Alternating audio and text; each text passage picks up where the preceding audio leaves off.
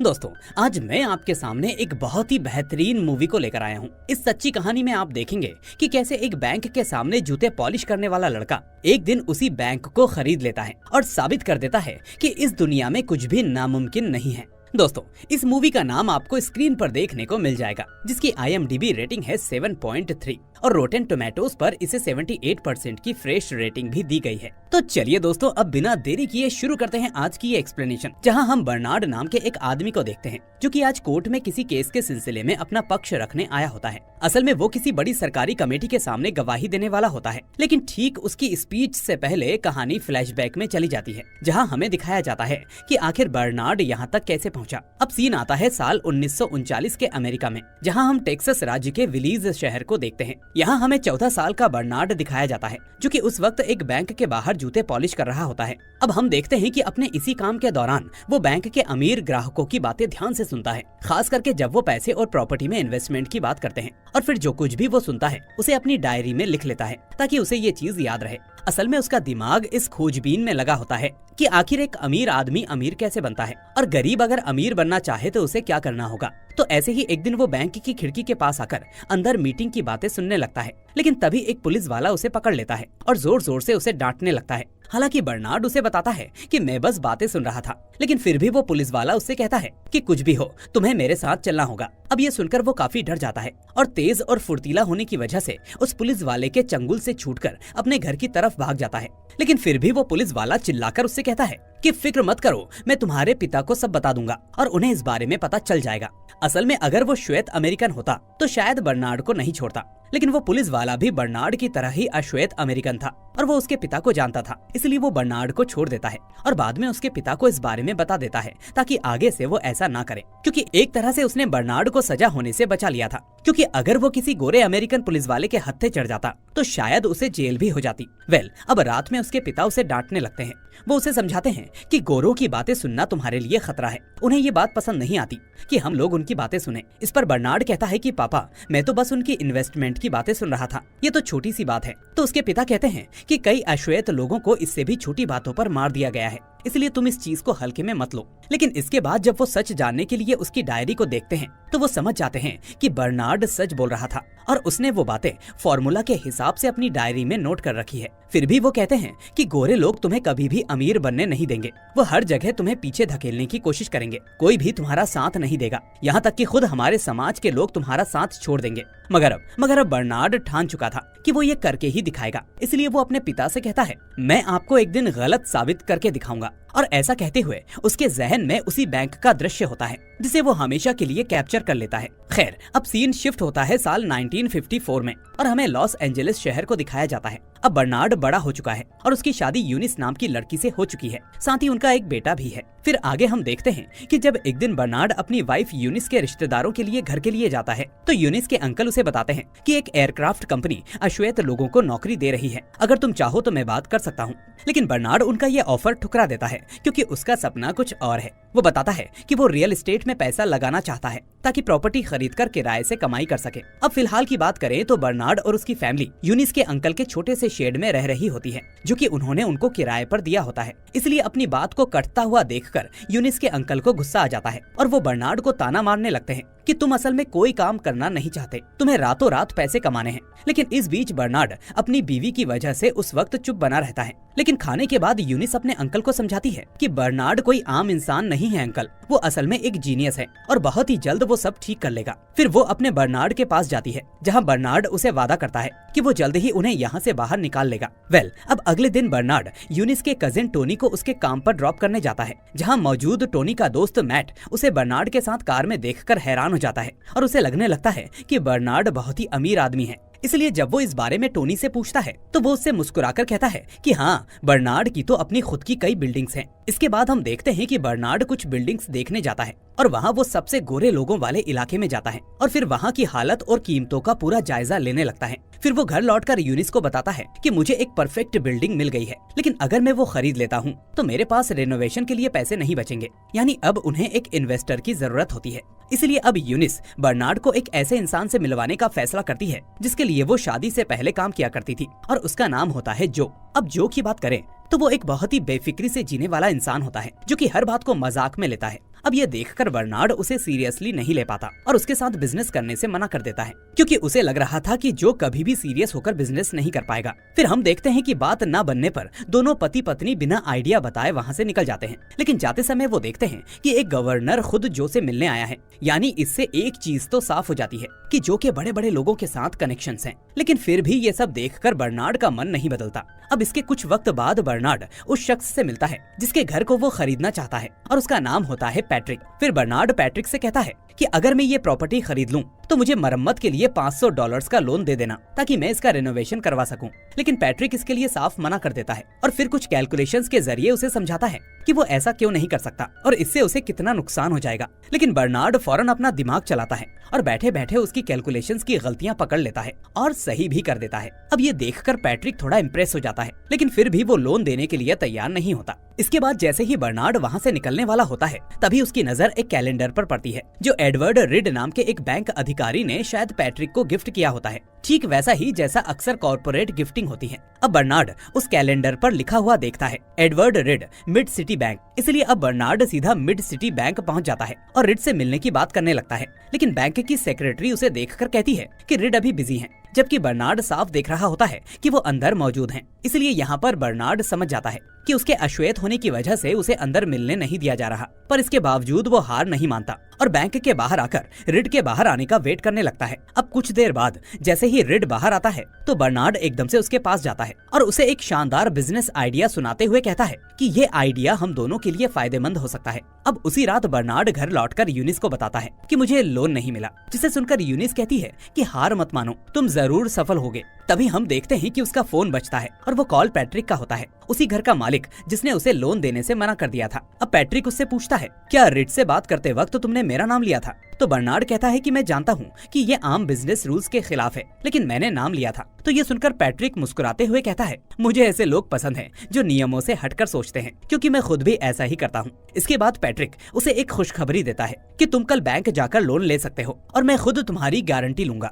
इसके बाद यूनिस और बर्नार्ड एक क्लब में जाकर अपनी खुशी सेलिब्रेट करते हैं और वहाँ उन्हें इत्तेफाकन जो भी मिल जाता है जो हमेशा की तरह बर्नार्ड को छेड़ता है। अब इसी वजह से बर्नार्ड को जो पहले से ही पसंद नहीं था और आज के बाद तो और भी कम पसंद आता है। अब अगले दिन बर्नार्ड और टोनी प्रॉपर्टी की मरम्मत में जुट जाते हैं, लेकिन तभी वहाँ पास में रहने वाली एक किराएदार उन्हें देखकर चौंक जाती है। वो कहती है कि तुम लोग यहाँ क्या कर रहे हो? असल में वो ऐसा इसीलिए कहती है क्योंकि ये गोरे लोगों वाला इलाका था। लेकिन बर्नार्ड शांत होकर कहता है मैं इस बिल्डिंग का नया मालिक हूँ। पर फिर भी बूढ़ी महिला उसका यकीन नहीं करती और ठीक उसी वक्त टोनी का दोस्त मैट भी मदद के लिए वहाँ पहुँच जाता है। इसी बीच बर्नार्ड उससे पूछता है क्या तुम्हें किसी अश्वेत आदमी के लिए काम करने में कोई दिक्कत तो नहीं? तो मैट मुस्कुराकर जवाब देता है मुझे तो बस एक ही रंग से फर्क पड़ता है और वो है पैसे का रंग। तो इसके बाद हम देखते हैं कि बर्नार्ड, टोनी और मैट तीनों मिलकर पूरे दिन मेहनत से बिल्डिंग की मरम्मत करते हैं और कुछ देर बाद 2 पुलिस वाले वहाँ आ जाते हैं। अब वो बताते हैं कि उसी बूढ़ी औरत ने उनसे शिकायत की है कि कुछ काले लोग यहाँ काम कर रहे हैं। तो बर्नार्ड फौरन कागज दिखाता है और यह साबित कर देता है कि वो खुद इस बिल्डिंग का मालिक है। इसके बाद वो पुलिस वाले कुछ नहीं बोलते और वहाँ से चुपचाप चले जाते हैं। फिर मरम्मत खत्म होने के बाद बर्नार्ड और उसका परिवार खुद उसी बिल्डिंग के एक अपार्टमेंट में रहने आ जाते हैं। पर यहाँ हमें पता चलता है कि जब वो बूढ़ी औरत उसे वहाँ देखती है तो अगली ही सुबह वो अपना सामान पैक करके वहाँ से कहीं और चली जाती है, क्योंकि वो एक अश्वेत परिवार के पास रहना नहीं चाहती थी। फिर हम देखते हैं कि धीरे धीरे बर्नार्ड की बिल्डिंग के खाली फ्लैट्स में और अश्वेत लोग आकर रहने लगते हैं और इस तरह कुछ ही दिनों में पूरी बिल्डिंग फुल हो जाती है। अब बर्नार्ड का ये काम देखकर पैट्रिक बहुत इम्प्रेस होता है, जिसके बाद वो खुद बर्नार्ड से कहता है आओ पार्टनर बनते हैं। फिर ये दोनों डिसाइड करते हैं कि बर्नार्ड बिल्डिंग चुनेगा क्योंकि उसकी नजर बहुत तेज है, जबकि पैट्रिक चेहरा बनेगा ताकि ये अपने बिजनेस को नस्ल भेद से बचा सके। इस तरह अब दोनों हाथ मिलाते हैं और 50-50 की हिस्सेदारी पर राजी हो जाते हैं। इसके बाद कुछ हफ्तों तक ये नई जोड़ी धड़ल्ले से प्रॉपर्टी खरीदती है और उनका बिजनेस खूब फलने फूलने लगता है। इसी बीच टोनी और मैट मरम्मत में उनकी मदद करते हैं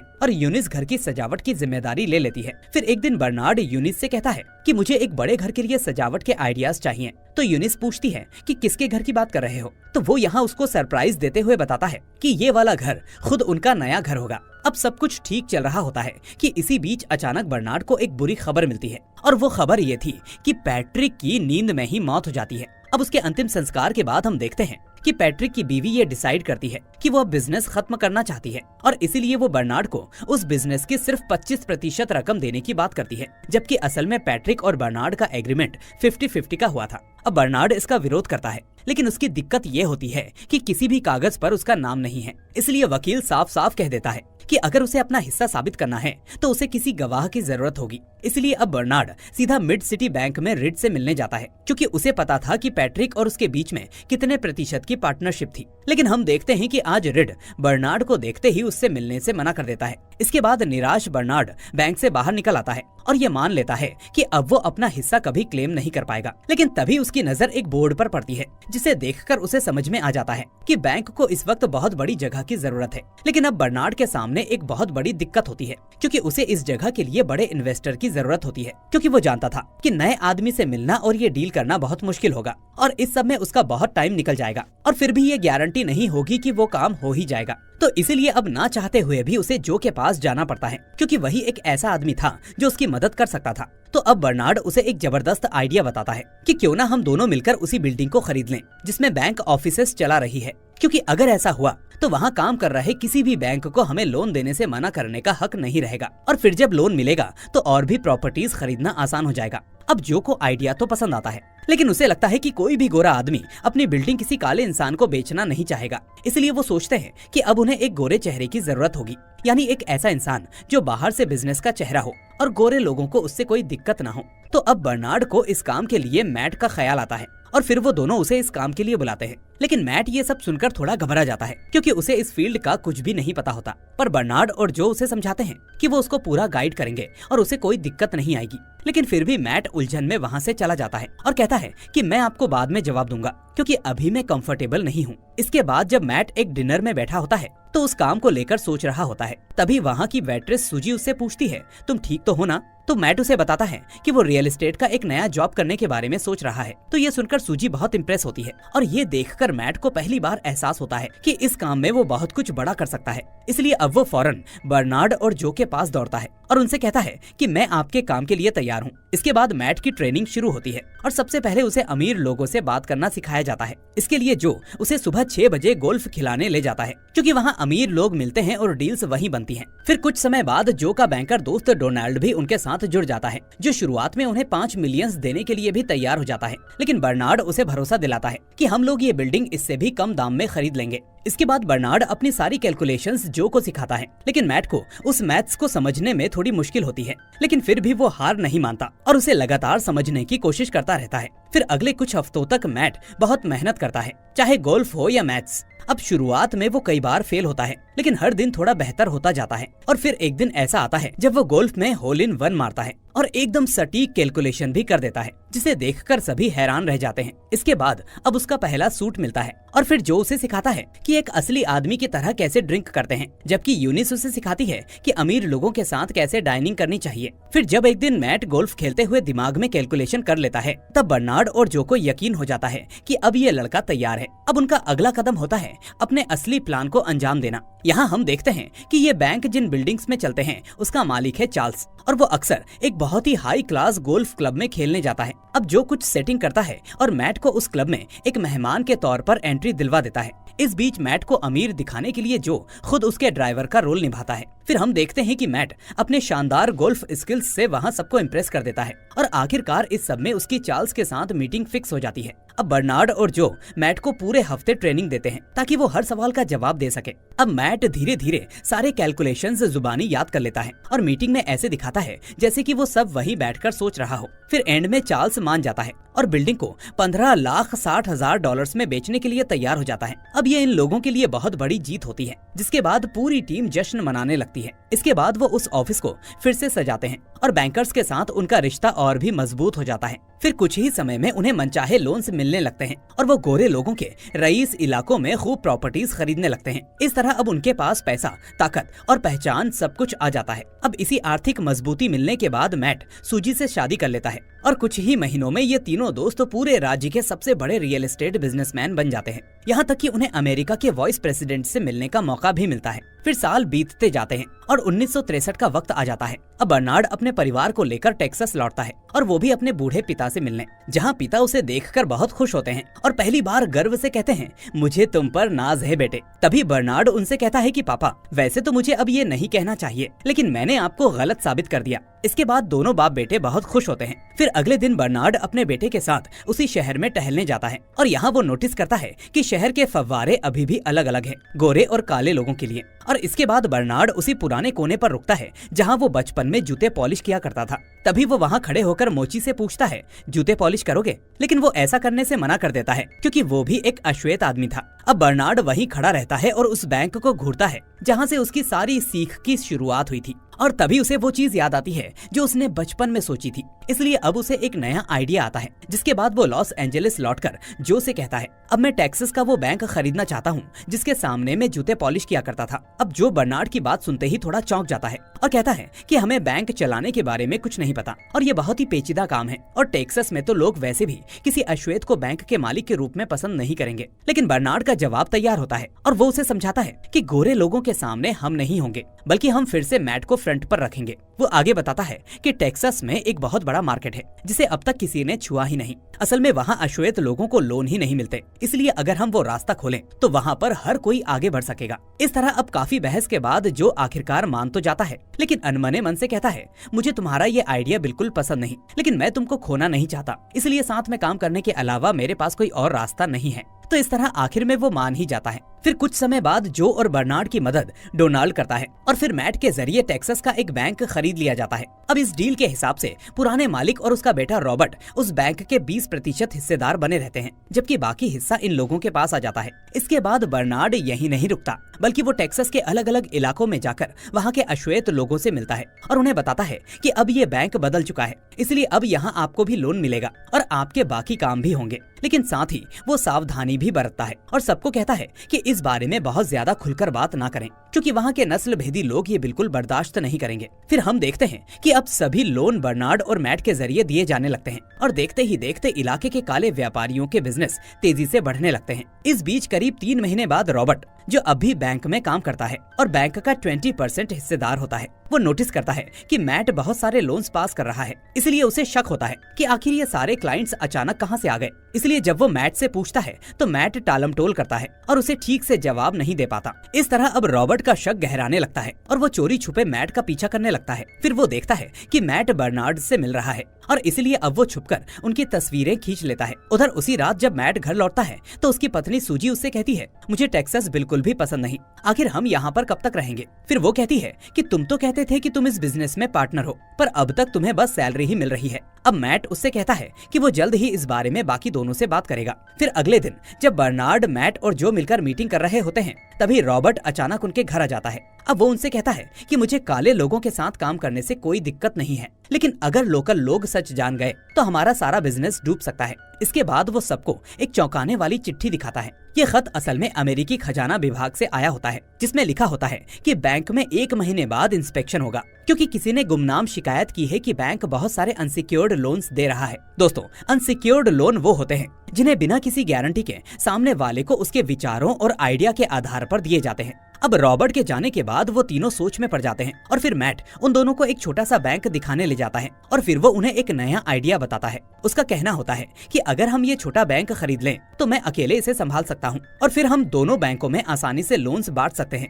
इससे होगा ये कि इंस्पेक्शन के वक्त आंकड़े ज्यादा डाउटफुल नहीं लगेंगे। लेकिन जो और बर्नार्ड बहुत डरे हुए होते हैं और वो कहते हैं कि ये सब बहुत रिस्की है और हमारे पास इसका एक्सपीरियंस भी नहीं है। अब मैट साफ साफ कहता है, अगर अब भी मुझे पार्टनर नहीं बनाया गया तो मैं अब और मदद नहीं करूंगा। तो अब उनके पास कोई और रास्ता नहीं होता, इसलिए वो मजबूरी में उसे पार्टनर बना ही लेते हैं। अब ऐसा नहीं था कि वो दोनों उसे अपना पार्टनर बनाना नहीं चाहते थे, लेकिन दोनों को ही शक था कि मैट दूसरे लोगों की बातों में जल्दी आ सकता है, इसलिए अभी उसे और परखने की जरूरत है। अब जल्द ही मैट उस छोटे बैंक को खरीद लेता है और पहले ही दिन यूनिस एक सफाई कर्मी बनने का नाटक करती है ताकि बैंक में जो हो रहा है उस पर नजर रख सके। वहीं टोनी और बर्नार्ड अब शहर घूम घूम कर तय करते हैं कि कौन सा लोन किस बैंक से पास किया जाए। फिर उसी रात तीनों एक रेस्टोरेंट में मिलते हैं अपने प्लान को फाइनल करने के लिए। लेकिन जैसे ही वो बाहर निकलते हैं तभी उनकी नजर एक नस्ल भेदी पोस्टर पर पड़ती है जो उनके साइन बोर्ड पर स्प्रे किया गया होता है, जिससे उन्हें बहुत गहरा झटका लगता है। फिर अगले दिन हम देखते हैं कि मैट एक वकील से मिलता है और सारे बैंक डॉक्यूमेंट्स पर साइन करता है। फिर कुछ समय बाद रॉबर्ट मैट को कॉल करता है और बताता है कि कुछ गोरे ग्राहक बैंक से अपने पैसे निकाल रहे हैं, क्योंकि उन्हें लगता है कि ये बैंक सिर्फ अश्वेत लोगों के लिए चल रही है। अब रात में बर्नार्ड जो को दिखाता है कि उसे बैंक पर एक और नस्ल भेदी पोस्टर मिला है। फिर वो बताता है कि 5 गोरे लोगों ने अपने पैसे निकाल लिए और 9 लोगों को रॉबर्ट ने किसी तरह से रोक लिया। लेकिन जो को अब भी शक होता है कि शायद ये अफवाहें रॉबर्ट ने ही फैलाई होंगी और वही लोगों को बरगला रहा है। इसके बाद हम देखते हैं कि कुछ दिन बाद एक फेडरल बैंक एग्जामिनर उस छोटे बैंक में अकाउंट्स और डॉक्यूमेंट्स की जांच करने आ जाता है। ये देखकर अब मैट एकदम से घबरा जाता है और बर्नार्ड को कॉल करके उससे मदद मांगने लगता है। लेकिन बर्नार्ड ये सुनकर चुप हो जाता है, क्योंकि उसे पता होता है कि इस मीटिंग में एक अश्वेत आदमी को अंदर घुसने तक नहीं दिया जाएगा। इधर मैट की मुश्किलें बढ़ती जा रही होती हैं और उसे समझ में नहीं आ रहा होता कि वो मीटिंग के अंदर जाकर उसकी कैसे मदद करे। लेकिन तभी यूनिस उसे एक आइडिया देती है और कहती है कि तुम एक काम करो, वहाँ सफाई कर्मी बनकर अंदर चले जाओ ताकि मैट की मदद कर सको। पर बर्नार्ड इसके लिए बहुत ही अजीब तरीके से मना कर देता है, जैसे वो खुद को गोरे लोगों के सामने छोटा ना दिखाना चाहता हो। लेकिन ये चीज यूनिस नोटिस कर लेती है और गुस्से में उससे कहती है, मैंने तुम्हारे लिए ये सब कितनी बार किया है, क्या तुम एक बार भी नहीं कर सकते? तो बर्नार्ड कहता है, तुम औरत हो इसलिए तुम्हारी बात अलग है। अब ये सुनते ही यूनिस और भड़क जाती है और कहती है कि यही गंदी सोच तो गोरों की भी है काले लोगों के बारे में। लेकिन एक बात याद रखो, अगर हम अपने लोगों के लिए खड़े नहीं होंगे तो फिर कोई भी हमारे लिए खड़ा नहीं होगा। तो ये सुनकर अब बर्नार्ड को अपनी गलती का एहसास होता है और वो फौरन एक क्लीनर की यूनिफॉर्म पहन लेता है। इसके बाद वो बैंक की तरफ निकल जाता है और वहाँ पहुंचकर एक सफाई कर्मी बनकर अंदर घुस जाता है। इसके बाद वो मैट की ऑफिस के बाहर झाड़ू लगाते हुए इशारों में मदद करने की कोशिश करता है। लेकिन अफसोस उसी वक्त एजेंट दरवाजा बंद कर देता है ताकि गोपनीय बातें कोई और ना सुन सके। इस तरह अब बर्नार्ड को मजबूरन वहाँ से हटना पड़ता है और मैट अंदर अकेला पड़ जाता है। फिर एजेंट धीरे धीरे सवाल करता है और जल्द ही मैट की बातों में कोई गड़बड़ी पकड़ लेता है। अब इसी बीच मैट बहाने से कहता है कि उसे एक फाइल लेनी है और इस तरह वो बाथरूम में जाकर बर्नार्ड और जो से सलाह लेने की कोशिश करता है। अब वो दोनों जितनी जल्दी हो सके उसे कुछ सुझाव देते हैं, जिसके बाद मैट तैयार होकर बाहर चला जाता है। लेकिन जब मैट वापस ऑफिस में आता है तब तक बहुत देर हो चुकी होती है, क्योंकि इतने में एजेंट को अकाउंट्स में कई ऐसी गलतियां मिल जाती हैं जिनका मैट के पास कोई ठोस जवाब नहीं होता और मैट फिर से उन फाइल्स को लेकर बाथरूम की तरफ भागता है। लेकिन इस बार बर्नार्ड खुद उन गलतियों को नोटिस करता है और चौंक कर पूछता है कि हमारे वकील डोनाल्ड ने आखिर ये सब कैसे मिस कर दिया, उसे तो सब कुछ अच्छे से आता है। तभी मैट अचानक अपनी सच्चाई कबूल करता है और बताता है कि उसने डोनाल्ड की जगह एक और वकील से काम करवाया था ताकि सब कुछ जल्दी हो जाए। इस तरह अब बर्नार्ड और जो को सच्चाई समझ में आती है और वो अंदाजा लगा लेते हैं कि रॉबर्ट शुरू से ही उन्हें बर्बाद करने की प्लानिंग कर रहा था। अब रात को बर्नार्ड यूनिस को मीटिंग का नतीजा बताता है कि उन्हें 27 एनपीए लोन तुरंत बेचने होंगे और जितना भी घाटा होगा वो सब उन्हें ही भरना पड़ेगा।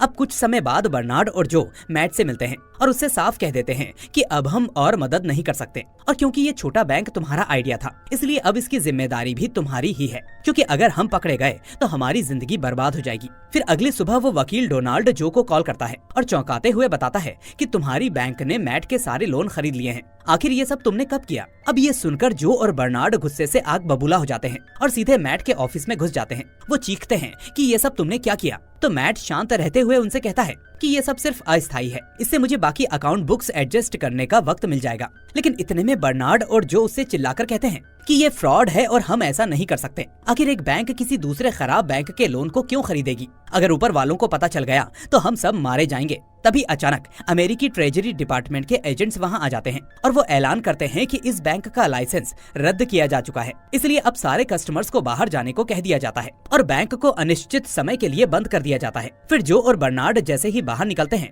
वैसे ही FBI ऑफिसर उन्हें रोकते हैं और बिना कोई कारण बताए उन्हें गिरफ्तार कर लेते हैं। अब बर्नार्ड इसका बहुत विरोध करता है और कहता है कि ये रेसिज्म है, हमें काले होने की सजा मिल रही है। लेकिन एजेंट्स उसकी एक नहीं सुनते और उसे जोर से पकड़कर वहां से ले जाते हैं। अब कुछ समय के बाद एक वकील जो और बर्नार्ड से कहता है, राज्य सरकार ने आपके ऊपर लगे बैंकिंग चार्जेस तो हटा दिए हैं, लेकिन फेडरल चार्जेस अभी भी बाकी हैं। वकील आगे बताता है कि आर्कनसास का एक सीनेटर बैंकिंग सिस्टम की कमजोर निगरानी पर सुनवाई कर रहा है और हो सकता है कि वो इस केस का इस्तेमाल अपनी पॉलिटिकल स्टेटमेंट बनाने के लिए कर रहा हो, इसलिए अगर सब सही गया तो शायद फेडरल चार्जेस भी हट जाए। वहीं दूसरी तरफ मैट अब भी मुश्किल में फंसा होता है और तभी उसे एक ऑफर दिया जाता है कि अगर तुम अपने दोस्तों के खिलाफ गवाही दोगे तो तुम्हारे ऊपर से सारे केसेस हटा दिए जाएंगे। तो इस तरह से कुछ दिन बाद मैट जब कोर्ट में पेश होता है तो वो कहता है कि मैं तो सिर्फ एक कर्मचारी था, जबकि जो और बर्नार्ड ने मुझे इस्तेमाल किया और मैंने वो सब बस उनके कहने पर किया। इस तरह से अब कानूनन बर्नार्ड के सामने दो रास्ते होते हैं। पहला ये कि अगर वो मान ले कि उसने ढीले नियमों का फायदा उठाकर खुद को अमीर बनाया तो सरकार को नियम बदलने का बहाना मिल जाएगा और बदले में बर्नार्ड को इम्यूनिटी यानी पूरी आजादी मिल जाएगी। वहीं दूसरा ये कि अगर वो सच बोले या जो चाहे कहे तो उसकी बातों की तुलना उन गोरे लोगों की गवाही से की जाएगी और अगर कोर्ट को लगा कि बर्नार्ड झूठ बोल रहा है तो उसे सीधे जेल भेज दिया जाएगा। फिर सुनवाई के बाद बर्नार्ड अपनी पत्नी यूनिस के साथ टहलने के लिए जाता है। फिर वहाँ वो उससे कहता है कि अगर मैंने इम्यूनिटी डील ले ली तो कभी ये सच्चाई उजागर नहीं कर पाऊंगा कि देश में अश्वेत लोगों को आज भी बैंकिंग सिस्टम में बराबरी नहीं मिलती। फिर यूनिस उसकी आंखों में देखती है और मुस्कुराकर कहती है, तुम जो भी फैसला लो मैं हमेशा तुम्हारे साथ हूँ। फिर अगले दिन कोर्ट में जाने से पहले बर्नार्ड और जो एक दूसरे से मिलते हैं और सालों की दोस्ती, मेहनत और जद्दोजहद को याद करने लगते हैं, जैसे कि उन्हें पता हो कि आगे क्या होने वाला है। इसके बाद कोर्ट रूम में बर्नार्ड अपनी गवाही देता है और ये वही सीन होता है जहाँ से इस मूवी की शुरुआत हुई थी। वो कहता है, हमारे देश के संविधान में लिखा है कि सभी इंसान बराबर बनाए गए हैं, लेकिन हकीकत में कानून ऐसा नहीं मानता। अब उसके सामने बार बार चेतावनी आती है कि अगर तुम इम्यूनिटी डील को ठुकराते हो तो तुम्हें सजा मिलेगी, लेकिन बर्नार्ड उससे डरता नहीं। उल्टा वो कोर्ट में खड़ा होता है और अपने हाथ में सफाई कर्मी की यूनिफॉर्म लेकर बोलता है कि अगर किसी इंसान को लोन नहीं मिलता तो वो बिजनेस कैसे शुरू करेगा, घर कैसे खरीदेगा, और अगर ऐसा है तो फिर अमेरिकन ड्रीम सिर्फ कुछ लोगों के लिए ही है, सभी के लिए क्यों नहीं, जबकि अमेरिका को चलाने में एक एक आदमी का खून पसीना लगा हुआ है। इस तरह अब अंत में फैसला आता है जहां सरकार बर्नार्ड और जो की पूरी संपत्ति जब्त कर लेती है और आखिर में उन्हें 3 साल की फेडरल जेल की सजा मिलती है। साथ ही उनकी सारी बिल्डिंग्स भी छीन ली जाती हैं और बस एक घर बचता है जो यूनिस के नाम पर था। इसके बाद हम देखते हैं कि रॉबर्ट उस बैंक को फिर से खरीद लेता है और वो भी बेहद सस्ते दामों में। और इसके कुछ साल बाद जब जो और बर्नार्ड जेल से बाहर आते हैं तो दोनों एक दूसरे को देखकर जोर जोर से हंस रहे होते हैं, जैसे ये सजा उन्होंने जानबूझकर काटी हो। इसलिए अब यूनिस हैरान हो जाती है और उनसे कहती है कि आखिर तुम लोग जेल से छूटकर हंस क्यों रहे हो। और तभी वो दोनों एक बहुत बड़ा राज खोलते हैं। वो कहते हैं कि गवाही से पहले असल में मैट हमसे मिला था और उसने कहा था कि अगर वो हमारे खिलाफ गवाही नहीं देता तो उसे 50 साल की जेल हो जाती, इसलिए हम उसके साथ ऐसा होने नहीं दे सकते थे। इसलिए हमने उसे माफ कर दिया और उसे कहा कि वो गवाही दे दे, लेकिन बदले में मैट ने बहामास में 2 घर खरीदकर हमारे नाम कर दिए थे, इससे पहले कि सरकार वो पैसा भी जब्त कर पाती। इसके बाद बर्नार्ड और जो की उसी बहादुर गवाही के चलते साल 1968 में अमेरिकी कांग्रेस पास करती है द फेयर हाउसिंग एक्ट, जिसमें कि अब किसी को उसके रंग, धर्म और लिंग के आधार पर घर बेचने या किराए पर देने से मना नहीं किया जा सकता था और वो लॉ आज तक वहीं पर कायम है। इस तरह हम देखते हैं कि बर्नार्ड गैरेट और जो मॉरिस ने एक लंबी लड़ाई लड़ी और उन्होंने अमेरिका के हजारों अश्वेत परिवारों को अपने सपनों का घर पाने का अधिकार दिलाया। और दोस्तों, इसी के साथ ये कहानी यहीं पर खत्म होती है। दोस्तों, इस बीच हमें असली बर्नार्ड और जो के फोटोज भी दिखाए जाते हैं, जिन्होंने बिना लड़ाई और झगड़े के सिर्फ अपने दिमाग और अपनी हिम्मत से सरकार को वो कानून पास करने के लिए मजबूर कर दिया। तो दोस्तों, आपको ये मूवी कैसी लगी मुझे कमेंट करके जरूर बताएं। साथ ही इस वीडियो को लाइक करके अपने दोस्तों के साथ भी शेयर कर दें। और अगर आप नए हैं और पहली बार हमारे चैनल को देख रहे हैं तो प्लीज सब्सक्राइब किए बिना मत जाना, भाई यही तो हमारा असली मोटिवेशन है। तो चलिए दोस्तों, अब मैं मिलूंगा आपसे अगली ऐसी ही शानदार धांसू मूवी के साथ। Till then take care and thanks for watching.